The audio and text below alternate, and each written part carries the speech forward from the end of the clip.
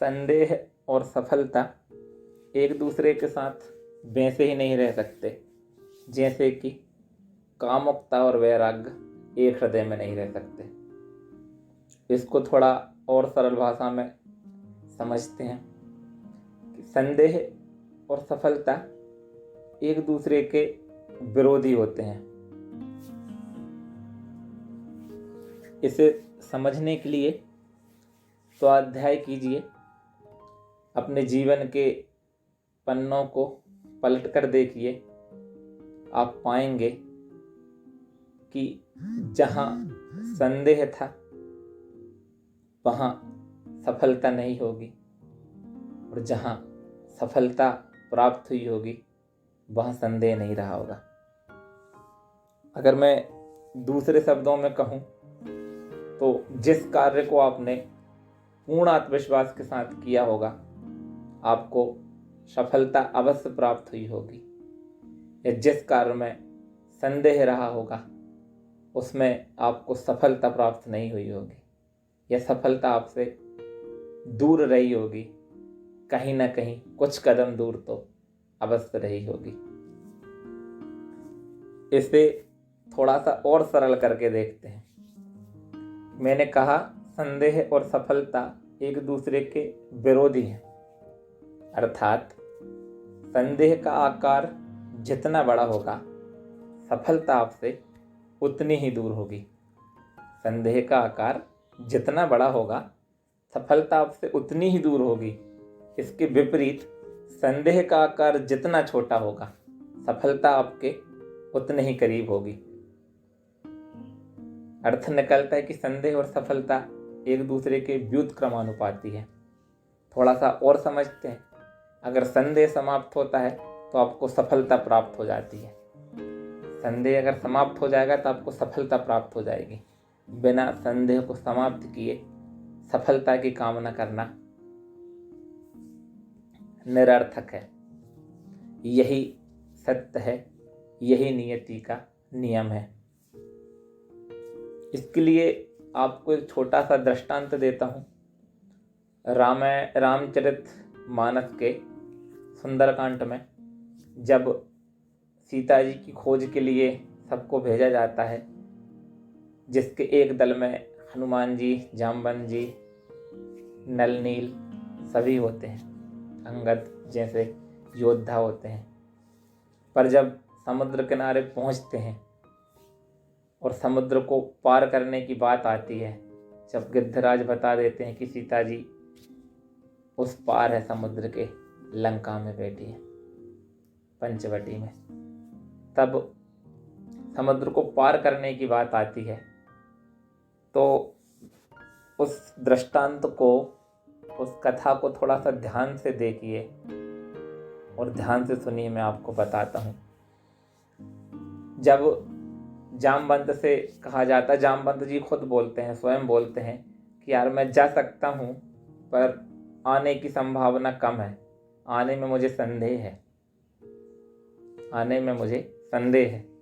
यही बात नलिनी दोहराते हैं, और यही बात परम योद्धा जो सबसे वीर माने जाते हैं अंगद, वो भी यही बात दोहराते हैं, वो भी यही बोलते हैं। और मैं पुनः आपसे वही बोलूँगा कि वो खुद बोलते हैं, वो स्वयं बोलते हैं कि जा तो मैं सकता हूँ पर आने में मुझे संदेह है। फिर बात आती है हनुमान जी की, वीर बजरंगबली की। वो जाते हैं तो पूर्ण विश्वास के साथ कि मैं अभी जाता हूँ और अभी सीता माँ की सुध लेकर आता हूँ। उनके जाने में कोई संदेह नहीं होता, ना उनको आने में कोई संदेह होता है। अपने कार्य के प्रति वो पूर्ण आत्मविश्वास से भरे हुए होते हैं। ये कथा हमें सीख देती है कि संदेह सफलता में बाधक होता है।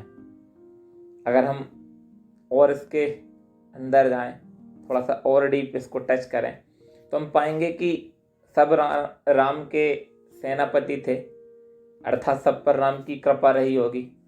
और जिस पर राम एक बार कृपा कर दें वो किस कार्य को नहीं कर सकता? उसके लिए कौन सा कार्य संभव है? वो कुछ भी कर सकता है, उसके लिए हर कार्य संभव होता है। परंतु यहाँ सीख यही मिलती है कि जिसके साथ पूर्ण विश्वास था सिर्फ वही कार्य को कर पाया, पूर्णतः और सफलतापूर्वक उस कार्य को कर पाया और अपने कार्य में सफलता अर्जित कर श्री राम के चरणों में वापस आके खुशी प्राप्त की। अर्थात हम अगर संदेह पूर्वक कार्य करेंगे तो सफलता नहीं मिलेगी, पर संदेह नहीं है, पूर्ण आत्मविश्वास के साथ कोई कार्य करते हैं तो सफलता मिलना निश्चित है, सफलता मिलना तय है। ये प्रकृति का अटल नियम है और खुशी का आशय हम सफलता प्राप्त करके खुश हो जाएंगे। इस दृष्टांत के जैसे रामायण में अनेक दृष्टांत हैं। आप देखोगे, सोचोगे, आपको ज्ञात होगा। वो बात सीता जी की खोज से संबंधित हो या संजीवनी बूटी लाने से संबंधित हो, कोई भी कार्य जो था वो हनुमान जी ने किया। और क्यों किया? तो उनके पास विश्वास था, आत्मविश्वास से भरे हुए रहते थे वो, उनके हर कार्य में विश्वास था, इसलिए सारे कार्य उन्होंने सफलतापूर्वक किए हैं। और यही क्यों, आप अपने स्वयं के जीवन को उठा के देखिए, स्वयं के जीवन के दृष्टांत, स्वयं के जीवन की पिछली कहानियाँ, स्वयं के पूर्व वाले जीवन को देखिए जो आपने जिया है, तो आप यही पाएंगे कि आपने जहाँ जहाँ जिस कार्य में संदेह को रखा है उस कार्य में आपको सफलता प्राप्त नहीं हुई है। आत्मविश्वास से भरे हुए थे तब आपको सफलता अवश्य ही प्राप्त हुई होगी।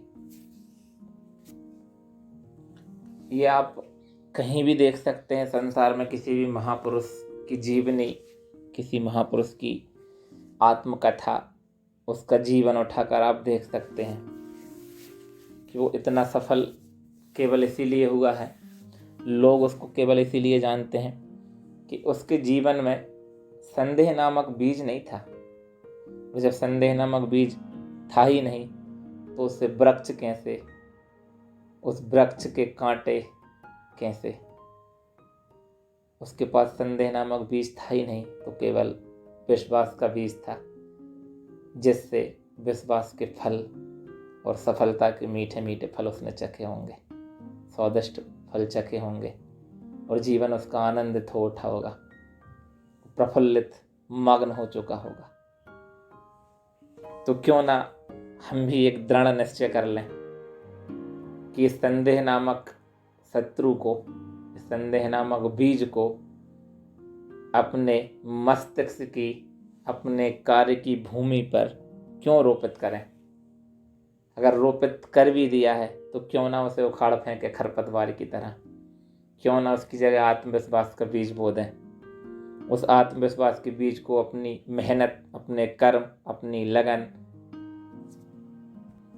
अपने उत्साह, अपनी ईमानदारी, अपनी सकारात्मकता के साथ सींचते जाएं और आप जल्द ही देखेंगे एक दिन वो पौधा बनेगा, वृक्ष बनेगा और उसके फल आपको आनंदित करेंगे, उसकी छाँव आपको शांति देगी, सुख देगी, संतुष्टि देगी।